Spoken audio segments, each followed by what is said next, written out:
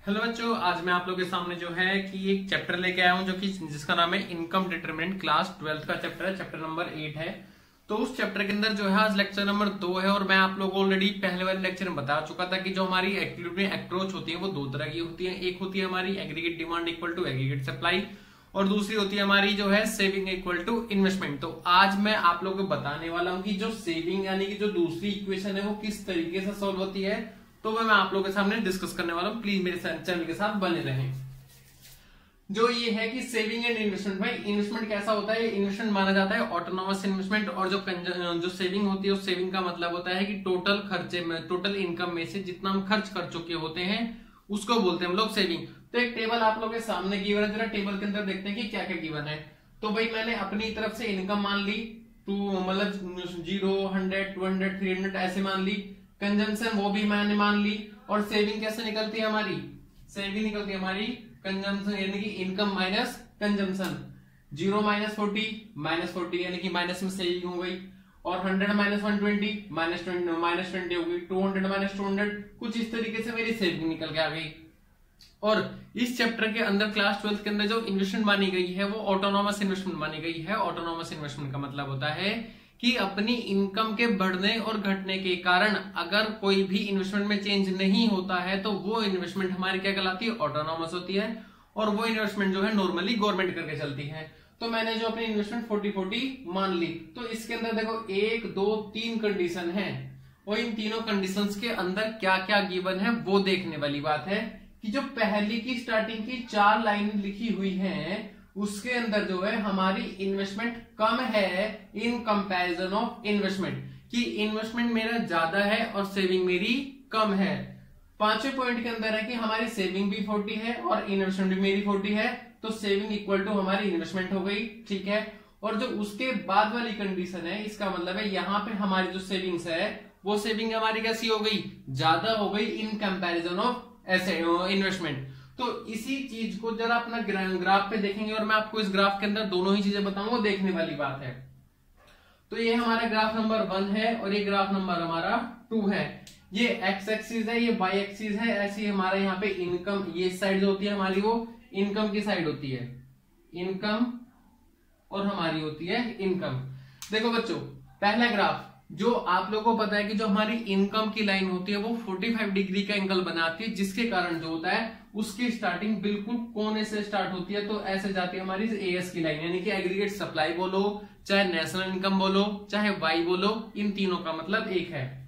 और aggregate demand जो कि हमारी दो चीजों जुड़ के बनी होती है, कंजम्पशन प्लस इन्वेस्टमेंट, और इसका जो लेवल होता है स्टार्ट होने का वो हमेशा अपर होता है, जीरो नहीं होता। क्योंकि इंसान को जीने के लिए कुछ ना कुछ खर्चा, मतलब कि खाने पीने के लिए हमेशा चाहिए, चाहे उसकी इनकम हो या ना हो।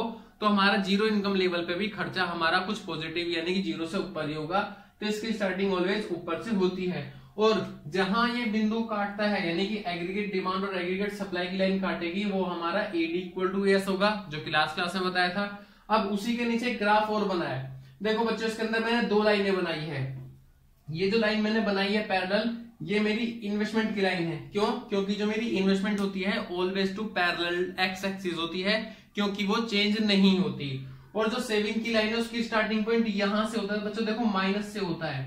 माइनस से क्यों होता है? क्योंकि देखो माइनस सेविंग जो स्टार्टिंग मेरी कैसी है? -40, फिर -20, फिर यानी कि माइनस से स्टार्ट होकर अपवर्ड जाती है। क्योंकि इनकम के बढ़ने पर, देखो इनकम के बढ़ने से मेरी सेविंग भी कंटिन्यू इंक्रीज कर रही है। तो हमारी कौन सी लाइन हो गई? सेविंग की लाइन हो गई। अब देखो एग्रीगेट चाहे आप कोई भी अप्रोच अपनाओ, एडी इक्वल टू एस है, एस इक्वल टू आई, दोनों का मतलब सेम होगा। ये वाला बिंदु और ये वाला बिंदु ऑलवेज आपका कैसा होगा? सेम होगा, क्योंकि ये भी इक्विलिब्रियम पॉइंट है और ये भी आप लोग का इक्विलिब्रियम पॉइंट होता है। तो ये तो ये हमारी नॉर्मल सी कॉन्सेप्ट की बात। अब क्या होता है कि अगर इन्वेस्टमेंट ज्यादा हो जाए या सेविंग ज्यादा हो जाए तो उसके लिए 2 कंडीशंस हैं। When saving is more than the investment, जब आपकी सेविंग यानी कि पहली वाली कंडीशन सेविंग ज्यादा है आपकी इन्वेस्टमेंट से, तो क्या होगा?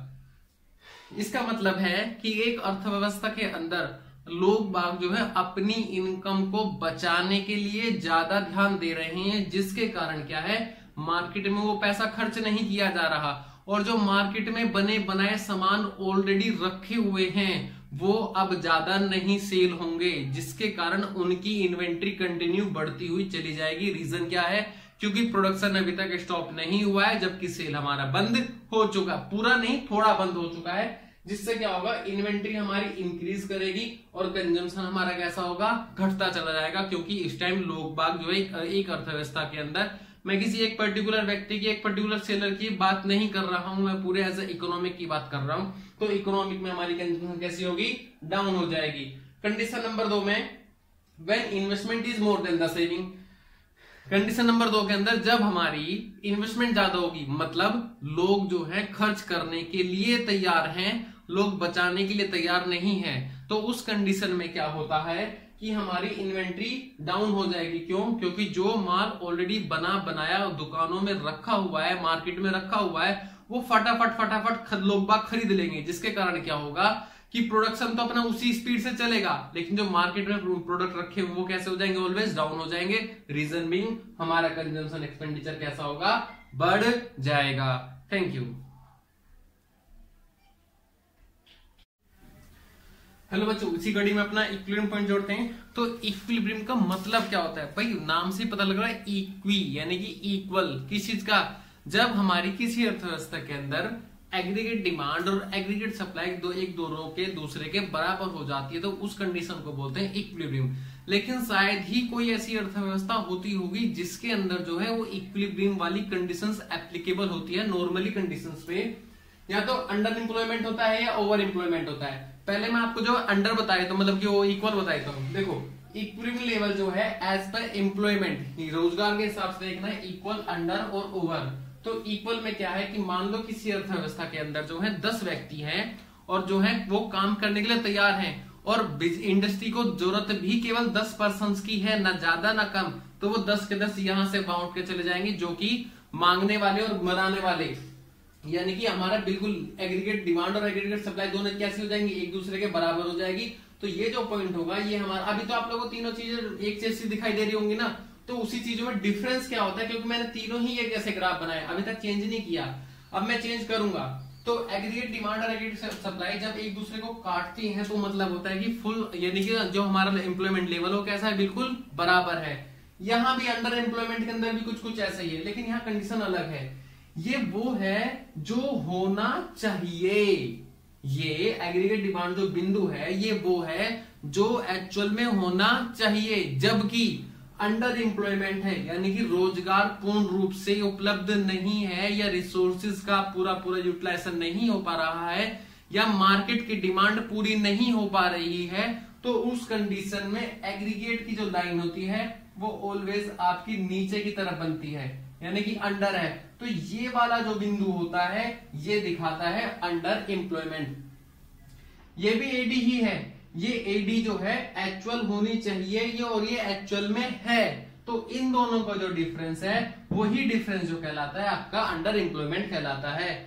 जबकि ओवर एम्प्लॉयमेंट, देखो ये ग्राफ भी सेम है, ये कहता है कि अगर मैं सारा का सारा काम करता हूं, 10 पर्सन है, 10 के 10 बनाने के लिए भी है, लेकिन जो मार्केट की डिमांड है वो बहुत ज्यादा हाई लेवल पे है, ठीक है ना, यानी कि सॉरी ओवर एम्प्लॉयमेंट, मार्केट की डिमांड नहीं है, सॉरी भाई, जो मार्केट है वो मार्केट की डिमांड नहीं है, तो हम क्या करेंगे, हमारा यही अंडर में नीचे हो जाएगा और ओवर में क्या हो जाएगा, यही लाइन ऊपर की ओर आप लोगों को क्रॉस कर देगी, जिससे कि हमारा ये इन दोनों का जो डिफरेंस है एक्चुअल और रियल, यानी कि जो एक्चुअल में होनी चाहिए और जो है, हमारा उन दोनों का डिफरेंस क्या कहलाएगा आप लोग का, ओवर एम्प्लॉयमेंट कहलाएगा। और ये भी हमारा एक आप लोग के लिए इक्विलिब्रियम बिंदु ही बन जाता है। लेकिन इस वाले और इस वाले बीच की बिंदु के बीच की जो दूरी होती है उसे बोलते हैं हम लोग ओवर एम्प्लॉयमेंट। Thank you.